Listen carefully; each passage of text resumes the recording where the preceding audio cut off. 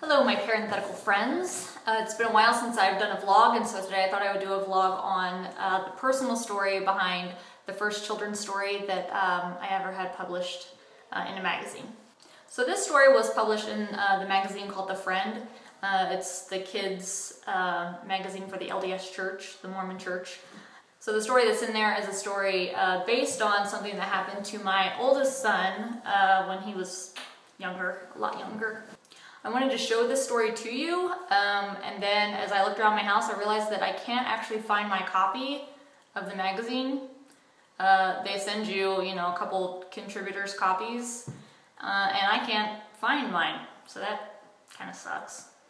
I was really excited because it was my very first story. I had stuff published like on blogs and like little poetry contests and stuff like that, but this was the first thing that I had published, in an actual, print, and like that comes around to your house and is put in your mailbox, and that for me was pretty exciting. And it was actually a couple of years ago that it was printed. I think I got paid, it was something like, I think like 120 bucks or something for the story. And when the check came in the mail, I was like, super excited and couldn't stop looking at it. And I kind of was so excited that I wanted to frame it and not actually spend the money. Oh my gosh, money, you are so cute. I just don't even want to spend you. I just want to keep you and look at you.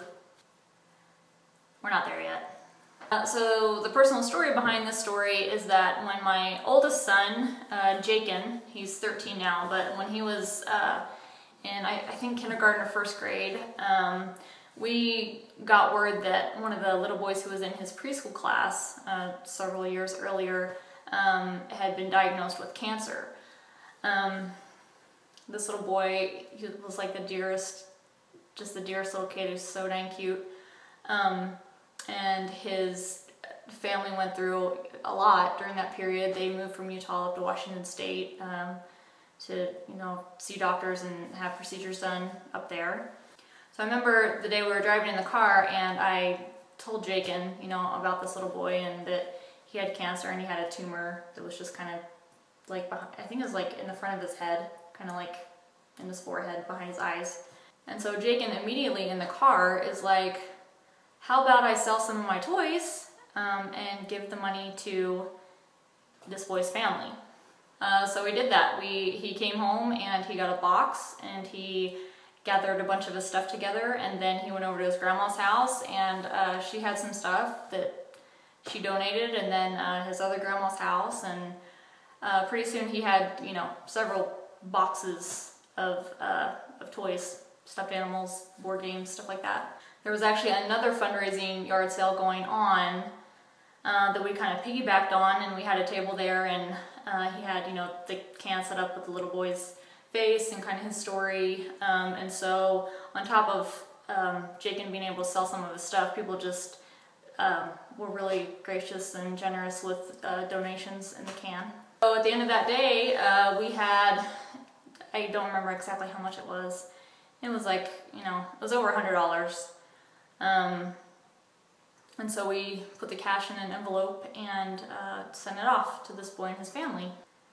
And then, and I'm going to try not to cry, we got this card back, and I'm going to cover up, I'm sure the family wants their privacy, so I'm going to cover up the names and stuff, but we got this card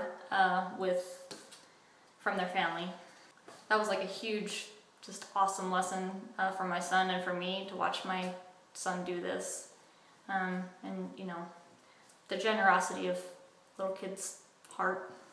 So that is the story, the personal story behind the story that I wrote. The sad thing about all this is that the story that I wrote actually really sucks. It's not very good. When I sent it in, it was like 700 words, and I remember the lady, one of the editors called me back and said, we need to cut like 200 words. Do you want to try to do this, or do you want me to try to do it? And I said, whatever, I don't care, whatever, or something really articulate like that. Here is a lesson, guys. For the love of all things holy, when you write something, read it out loud to yourself. Listen to what it sounds like out loud. I didn't do this.